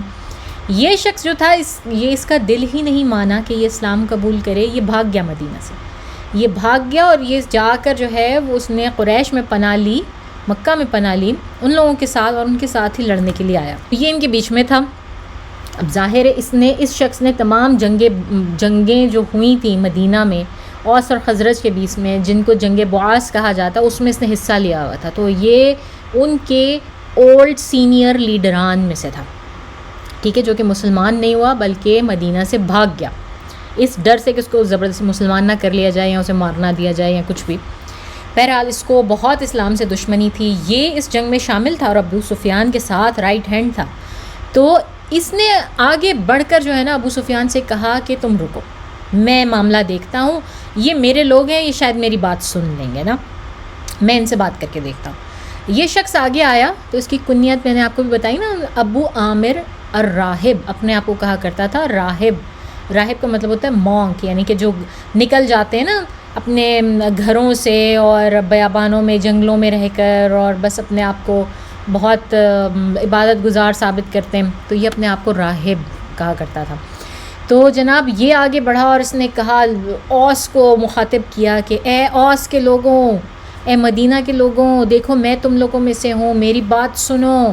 اور جو ہے میں تم لوگوں کا بہت، جسے کہتے ہیں نا تم لوگوں کا چاہنے والا، یا بہت ہی تم لوگوں کی بہتری چاہنے والوں میں سے ہوں، تو تم لوگ میری بات سنو. ابھی اس نے بولنا یہ شروع ہی کیا نا تو اوس کے لوگ جیسے نا بس وہ پھٹ پڑے اس کے اوپر، اور انہوں نے زور زور سے اس کو گالیاں دینی شروع کر دی اور اس کو کہنا شروع کر دیا، تم تو ہم سے بات ہی نہ کرو، تم تو بھگوڑے ہو، اللہ تمہارے چہرے کے اوپر لعنت ڈالے کئی، اور تمہارے اوپر اللہ کا عذاب نازل ہو، تم تو ہمیں چھوڑ کے بھاگ گئے ہو، تم تو مسلمانوں کو پیٹھ دکھا کر بھاگے ہو. سب سے پہلے تمہارا نام جو ہے نا وہ ابو عامر بن راہب نہیں بلکہ ابو عامر الفاسق ہے. تو یہ نام جو ہے یہ صحابہ کرام نے اس کو دیا کہ تمہارا نام ہے ابو عامر الفاسق. اور اتنا جو ہے وہ اوس کے لوگ اور انصار جو ہے وہ اس آدمی کے اوپر بولے کہ یہ آگے کچھ بول ہی نہیں سکا بالکل بھی، اور وہاں سے فوری طور پر جو ہے نا پلٹ گیا، اور ابو سفیان کے بعد آپ کے پاس آ کے نا بالکل شوق میں،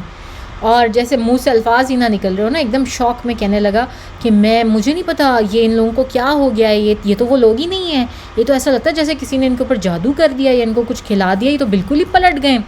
یہ بالکل ہی بدل گئے ہیں، میں تو ان لوگوں کو جانتا ہی نہیں ہوں. وہی جو ہر کوئی پہلے بھی مکہ کے لوگ جو ہیں وہ رسول صلی اللہ علیہ وسلم کے بارے میں کہا کرتے تھے، وہی چیزیں. بہرحال یہ شخص بھی اپنا سا منہ لے کر واپس گیا، اور یہ ٹیکٹک بھی قریش کی جو ہے وہ بیکار گئی. اس شخص کو ہم کیوں جانتے ہیں؟ کیونکہ اس شخص کا بیٹا بہت جلیل القدر صحابہ میں سے مسلمانوں کی سائڈ پر لڑ رہا تھا، اور وہ صحابی اس جنگ میں شہید بھی ہو جاتے ہیں، اور ان کا نام ہے حنظلہ وہ صحابی ہیں جن کا دوسرا نام، جن کو نام دیا گیا ہے غسیل الملائکہ، یعنی کہ وہ صحابی، وہ شخص جن کو کہ اینجلز نے، ملائکہ نے جو ہے وہ ان کو غسل دیا. تو ان کو جو ہے حنظلہ وہ صحابی ہیں جو کہ اس شخص کے بیٹے تھے، اور ان کو یہ ٹائٹل دیا گیا. جب وہ ٹائم آئے گا تو ہم اس اسٹوری کی بات کریں گے ڈیٹیل میں. خیر یہ دونوں چیزیں بری طرح سے فیل ہو گئیں، اور قریش کے لوگوں نے بھی، سردار نے ان کو جو ہے وہ اپنی فوج کو ترتیب دیا، اور ان کے ساتھ ہم نے جیسے مینشن کیا تھا کہ عورتوں کی بھی ایک بڑی تعداد آئی تھی. تو یہ عورتیں بھی جنگ میں شامل تھیں ان اے وے کہ یہ لوگ بہت قریب تھیں، اپنے جو مرد تھے ان سے بہت قریب تھیں، کوئی بہت پیچھے یا دور نہیں تھیں. یہ احد کی پہاڑی کے نیچے ہی جو ہے نا وہ ایک جگہ یہ اپنے مردوں سے کافی قریب تھیں، اور ان کی سربراہی جو ہند بن عتبہ، ابو سفیان کی بیوی، اور عتبہ کی بیٹی تھی، جو کہ بیٹل آف بدر میں مارا گیا تھا. تو بیسکلی ہند کا باپ، بھائی، بھتیجا، یہ سب جو ہیں مارے گئے تھے غزوہ بدر میں، مبارزے میں. تو یہ بہت زیادہ جو ہے نا وہ اس معاملے میں تھی، بہت غصے میں تھی، اور آگے تھی، چیئر لیڈنگ کا کام کر رہی تھی، بہت زور سے اونچا جو ہے نا یہ لوگ عورتیں اپنے مردوں کو بیسکلی ان کا جو ہے نا وہ مورال بڑھا رہی تھیں، ان کو چیئر لیڈنگ کر رہی تھیں، اور کچھ اور پوئٹری پڑھ رہی تھیں.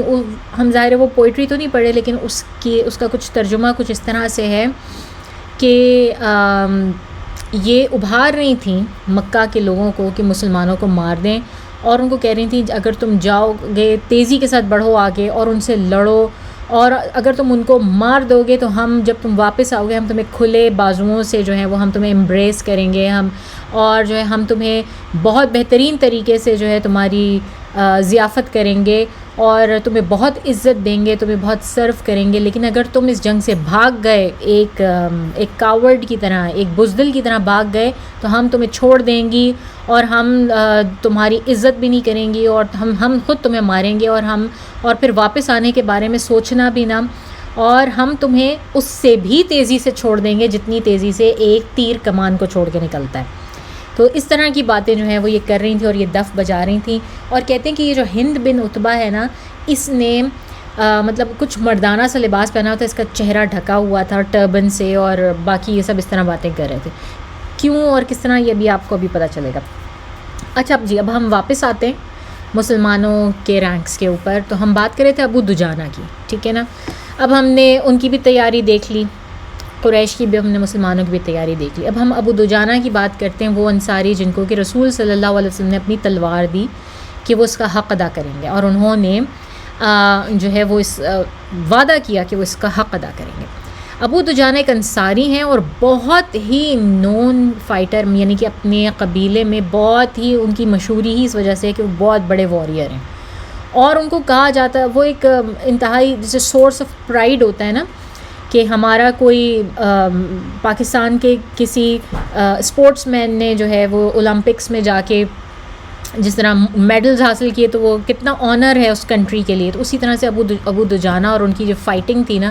یہ انصار کے لیے ایک بہت بڑی ایک آنر اور پرائڈ کی بات ہوتی ہے. ان کو فائٹنگ مشین کہتے تھے، لٹرلی وہ اس طرح تھے جس طرح ایک فائٹنگ مشین ہوتی ہے. اور ان کے پاس نا ہمیشہ جب بھی یہ جنگ کے لیے جاتے تھے، ان کے پاس ایک سرخ رنگ کا رومال تھا جس کو ہم آج کے دور میں کہتے ہیں بینڈانا. اور وہ بینڈانا وہ اپنے سر کے اوپر باندھا کرتے تھے، جو کہ اس بات کا سمبل ہوتا تھا کہ جی ابو دجانہ بس اب اپنے سر کے اوپر کفن باندھ کے نکل آئے ہیں میدان کے اندر لڑنے کے لیے، and there is no going back. Abu Dujana کے بارے میں یہ چیز مشہور تھی، اور ان کا یہ لال رنگ کا سرخ رنگ کا رومال یا بینڈانا جو ہے وہ بہت مشہور تھا. اب جب انصاریوں نے دیکھا کہ ابو دجانہ کے ہاتھ میں وہ سورڈ آ گئی ہے جس کو رسول صلی اللہ علیہ وسلم نے دیا ہے، اور انہوں نے سر پر وہ بینڈانا باندھ لیا ہے، تو ان کو یقین ہو گیا کہ یہ تو بینڈانا آف ڈیتھ ہے، یہ سرخ رومال جو ہے یہ موت کی نشانی ہے. ابو دجانہ کا جو اسٹائل تھا فائٹنگ کا وہ بھی کچھ اسی طرح تھا کہ وہ تنہا تیزی سے گھستے تھے دشمن کی صفوں میں اور ایک ہیوک مچا دیتے تھے. ایک جسے کہتے ہیں نا بری طرح سے ایک دونوں طرف جو ہے نا وہ ایک پسوڑی پڑ جاتی تھی لوگوں کو جس وقت ابو دجانہ بیچ میں گھسے تھے، کیونکہ وہ اتنا تیز وار کرتے تھے اور اتنا تیز موو کرتے تھے کہ لوگوں کو سمجھ ہی نہیں آتا تھا کہ ان کے ساتھ ہو کیا رہا ہے. جس طرح ایک طوفان کے اندر بہت تیزی سے ہوا کا جھونکا گزر جاتا ہے اور وہ سب کچھ تباہ کر دیتا ہے اپنے ارد گرد، اور پتہ بھی نہیں چلتا لوگوں کو کہ کون آیا اور کون گیا. وہ حال تھا ابو دجانہ کا، ٹھیک ہے. اور ابو دجانہ کے ان کا جو جنگ کے دوران نا ایک خاص قسم کا ایک سٹائل تھا، ایک سٹرٹ تھا، ایک کانفیڈنس تھا ایک خاص قسم کا، اور وہ ایک بہت ہی خاص قسم کی واک کیا کرتے تھے. ایک بہت ہی متکبرانہ قسم کی چال تھی ان کی، ایسے پیچھے ہاتھ باندھ کے اور کر کے نا، جس کی آپ کو تھوڑی تھوڑی مثال ملتی ہے. اگر ہم واگا بارڈر پر جائیں تو وہاں پر جو سپاہی ہوتے ہیں وہ ایک خاص قسم کی واک کرتے ہیں اور اپنا پاؤں زور سے مارتے ہیں اور کرتے ہیں. تو ابو دجانہ کی بھی ویسی بہت ہی ایکسٹریملی پراؤڈ قسم کی واک ہوتی تھی، جس کے بارے میں رسول صلی اللہ علیہ وسلم کہا کرتے تھے کہ یوزلی اس طرح کی واک، یہ والی جو چال ہے نا، یہ اللہ تعالیٰ کو بالکل نہیں پسند. کسی شخص کا پاؤں مار کے زمین پہ چلنا اکڑ کے تکبر کے ساتھ اللہ تعالیٰ کو بالکل نہیں پسند. ہاں ایکسیپٹ کہ ایک جنگ کے میدان میں ہو، اور وہ ایسے ٹائم پر ہو جو کہ اس طرح کی جگہ پر جو کہ اس وقت ان کو موجود تھا جنگ احد میں، سوائے اس کے لیے یعنی کہ رسول صلی اللہ علیہ وسلم نے اس کا جو ہے ایک ایکسیپشن بتائی. زبیر بن عوام، اب یہ خود زبیر بن عوام بیان کرتے ہیں کہ مجھے اپنے دل میں نا تھوڑا سا برا محسوس ہوا کہ رسول اللہ صلی اللہ علیہ وسلم نے مجھے تلوار نہیں دی بلکہ وہ ابو دجانہ کو دے دی اور میرے بجائے. اور میں نے اپنے آپ سے سوچنا شروع کیا کہ میں تو رسول صلی اللہ علیہ وسلم کا کزن ہوں، میری ماں جو ہے صفیہ وہ تو رسول صلی اللہ علیہ وسلم کی پھوپھی ہیں، تو اور میں نے ان سے جا کے تلوار مانگی مگر انہوں نے مجھے نہیں دی، تو انہوں نے ابو دجانہ کو دی. تو اب مجھے دیکھنا چاہیے کہ ابو دجانہ ایسا کیا کرتے ہیں کہ رسول صلی اللہ علیہ وسلم نے ان کو یہ تلوار دے دی اور وہ کیسے اس کا حق ادا کرتے ہیں. تو زبیر بن عوام جو ہے نا وہ ابو دجانہ کے مطلب جنگ لڑتے لڑتے وہ اس طرح سے جنگ انہوں نے لڑی کہ وہ ابو دجانہ جو ہے نا وہ ان کی کسی نہ کسی نظر میں رہیں، کسی بھی اینگل پر وہ ان کے اوپر بھی ایک نظر ڈال سکیں کہ وہ کر کیا رہے ہیں. اور وہ کہتے ہیں کہ میں نے دیکھا کہ جنگ میں گھسنے سے پہلے ابو دجانہ نے اپنا وہ نکالا، لال رنگ کا رومال نکالا اور اپنے سر کے اوپر اس کو باندھ لیا، اور جس پر انصار نے کہا کہ ابو دجانہ نے تو موت کا رومال یا موت کا بندانہ اپنے سر کے اوپر باندھ لیا۔ اس کے بعد ابو دجانہ خود جو ہے نا وہ کہنے لگے کہ میں نے وعدہ کیا ہے اپنے بہترین دوست رسول اللہ صلی اللہ علیہ وسلم کے ساتھ، اور ہم ان لوگوں میں سے ہیں جو کہ کھجوروں کی پلانٹیشنز جو ہیں ان کے بیچ میں رہنے والے ہیں۔ میں نے یہ قسم کھائی ہے کہ میں ہرگز اپنی آرمی کے بیک پہ ان کے پیچھے نہیں کھڑا ہوں گا، بلکہ میں بالکل آگے کی صفوں میں رہوں گا، اور میں آگے بڑھ کر دشمنوں سے مقابلہ کروں گا، اور اس تلوار سے لڑوں گا جو کہ رسول صلی اللہ علیہ وسلم کی۔ اب یہ ترجمہ سننے میں اتنا کوئی وہ نہیں لگتا، لیکن یہ سب لوگ جو ہے نا یہ بہت ہی شاعری کے انداز میں، یہ بڑے پوئٹک انداز میں یہ سب کہا کرتے تھے۔ جس طرح خالد بن ولید کا بھی بڑا مشہور جملہ ہے، انا فارس الجدید انا خالد ابن الولید، ایک بڑے پوئٹک انداز میں یہ کہا کرتے تھے، اور انہوں نے بھی یہ اس وقت کہا ہوگا، اور اس کی کیا مطلب شان ہوگی، اس سننے والوں کے لیے کتنا مزے کی چیز ہوگی۔ تو وہ اس طرح اپنا نعرہ لگاتے ہوئے وہ آگے بڑھے، اور مشرکوں میں سے بھی ایک آدمی تھا جو کہ بہت ہی زبردست قسم کا واریر تھا، اور اس نے پورا اوپر سے نیچے تک جو ہے نا وہ لوہے میں غرق تھا، اس نے اتنی بھاری بھرکم اور بڑی سی جو ہے وہ زرہ پہنی ہوئی تھی، اس کا سائز بھی بہت بڑا تھا،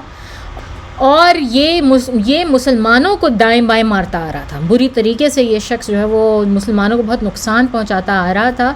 تو میں نے دعا کرنی شروع کر دی کہ یا اللہ میں دیکھنا چاہتا ہوں کہ ان دونوں کی لڑائی کیسی ہوتی ہے، میں دیکھنا چاہتا ہوں کہ ان کی لڑائی کیسی ہوتی ہے۔ تو اب جو ہے نا ابو دجانہ نے ان کو دور سے دیکھا اور ان کی طرف بڑھے۔ اچھا، اب صرف ایک زبیر بن عوام نہیں ہے جن کی نظر جو ہے وہ ابو دجانہ کے اوپر ہے، اور بھی کئی صحابی ہیں، ٹھیک ہے۔ یہ دوسرے ہیں کعب بن مالک جو ہیں وہ ہمیں بتاتے ہیں کہ میں بھی ان لوگوں میں تھا جو اس دن احد کے روز جو ہے جو شدید زخمی ہو گئے تھے، اور میں زخمی ہوا لیکن میں ابھی بھی اس قابل تھا کہ میں لڑ سکوں، تو میں تھوڑا سا سائیڈ پر ہو کر لڑ رہا تھا، زیادہ اپنے آپ کو گارڈ کر رہا تھا، اور میری نظروں کے سامنے جو ہے نا وہ ابو دجانہ تھے، کہ میں نے دیکھا کہ یہ شخص جو ہے نا بہت برے طریقے سے مسلمانوں کو مارتا ہوا آ رہا ہے، ایک بہت بڑا سا شخص،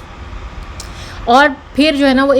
ایک اور یہ آدمی کہتا ہوا آ رہا ہے کہ آؤ میرے پاس آؤ، میں تم لوگوں کو اس طرح کاٹوں جیسے ہم جو ہے وہ جانوروں کو کاٹتے ہیں اور ان کے گٹس باہر نکالتے ہیں، آؤ میں تم لوگوں کو اس طرح سے کاٹنا چاہتا ہوں، اور میں تمہارے آدمیوں کو اس طرح مارنا چاہتا ہوں۔ تو پھر کعب کہتے ہیں کہ پھر میں نے ایک آدمی دیکھا مسلمانوں میں سے جو کہ اس مشرک کو دور سے سٹیئر کر رہا تھا، دیکھ رہا تھا، گھور رہا تھا، اور جو کہ مسلمانوں میں اتنے برے طریقے سے انہوں نے تباہی مچائی ہوئی تھی، اور پھر یہ مسلم فائٹر جو ہے اس نے بھی آرمر پہنی ہوئی تھی، اپنے اوپر اپنا منہ چھپایا ہوا تھا، اور اس نے بھی اپنے اوپر آرمر پہنی ہوئی تھی، اور یہ شخص جو ہے وہ آگے بڑھا آیا، لیکن یہ اس کا سائز وائز یہ فزیکلی اتنا اسٹرانگ نہیں تھا جتنا کہ یہ مشرک آدمی تھا، اور نہ ہی اتنی بڑی ذرا تھی کہ جس طرح اس مشرک کی تھی، لیکن اس کے باوجود میں ان دونوں کو دیکھتا رہا۔ یہ جو مسلمان تھا یہ آیا، جیسے ہی قریب پہنچا اس نے اتنا زور کا وار کیا اپنی تلوار کے ساتھ، ایسا وار کیا کہ یہاں گردن کے پاس تلوار ماری رکھی، اور اس تلوار کو نیچے تک پورا لے گیا، یہاں تک کہ اس آدمی کا، اس اتنے بڑے مشرک کا 2 حصوں میں کٹ گیا، اور یہ کٹنا صرف جسم کا نہیں تھا، اس کے پوری کی پوری ذرا کٹ گئی۔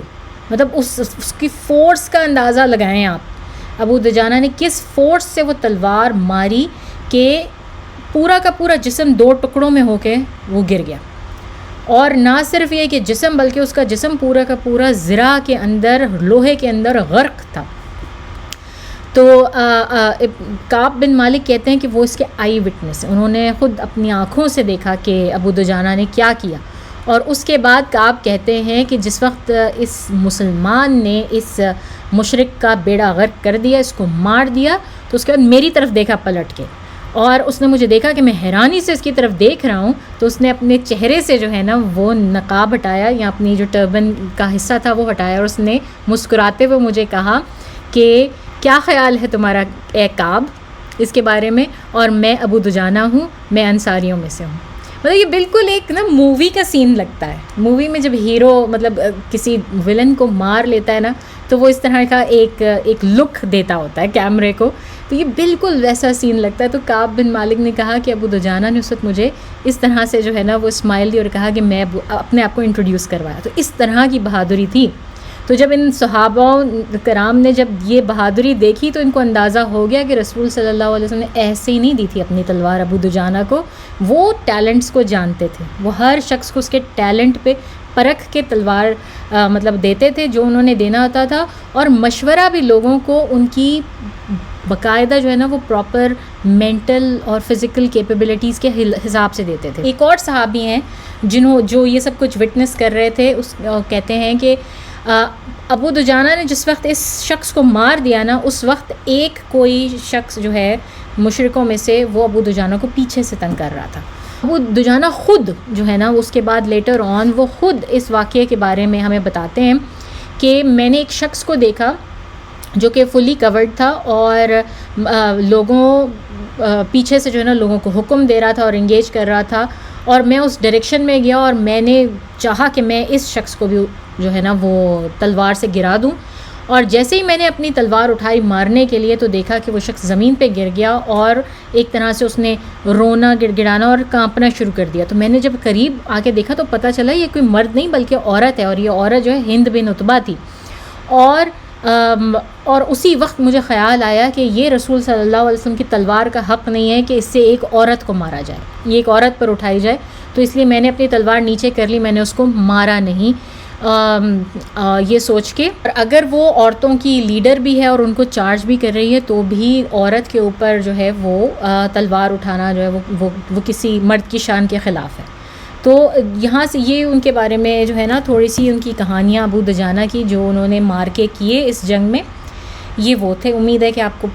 پسند آئے ہوں گے, مزہ آیا ہوگا جتنا مزہ مجھے آتا ہے جب میں یہ پڑھ رہی ہوتی ہوں یا سنا رہی ہوتی ہوں. مجھے ایسا لگتا ہے کہ میں اس جگہ پہ پہنچ گئی اور میں وہ سب کچھ اپنے امیجنیشن میں دیکھ رہی ہوں. اللہ تعالیٰ ہمیں وہ سب کچھ دکھائے, جب ہم جنت میں جائیں تو اللہ تعالیٰ ہمیں یہ سارے بیٹل سینز اور یہ سب مار کے جو ہیں وہ اپنی آنکھوں سے دکھائیں, اور ہم جسٹ امیجن کہ ہم اس کو کتنا زیادہ جو ہے نا وہ انجوائے کریں گے. تو جناب اب تک کے لیے ہم اتنا ہی رکھتے ہیں, میرا خیال ہے کافی, اور ٹائم بھی کافی ہو گیا ہے. اور اگلے ہفتے انشاءاللہ آئیں گے مزید جنگ احد کی مارکہ آرائیوں کے ساتھ, اور یہ کتنے ہمارے پارٹس جو ہیں وہ جنگ احد کے لیے جاتے ہیں. اور اب تک کے لیے اتنا ہی. وآخر الدعوانا ان الحمدللہ رب العالمین. سبحانک اللہم نشہد ان لا الہ الا انت نستغفرک ونتوب الیک. السلام علیکم ورحمۃ اللہ وبرکاتہ.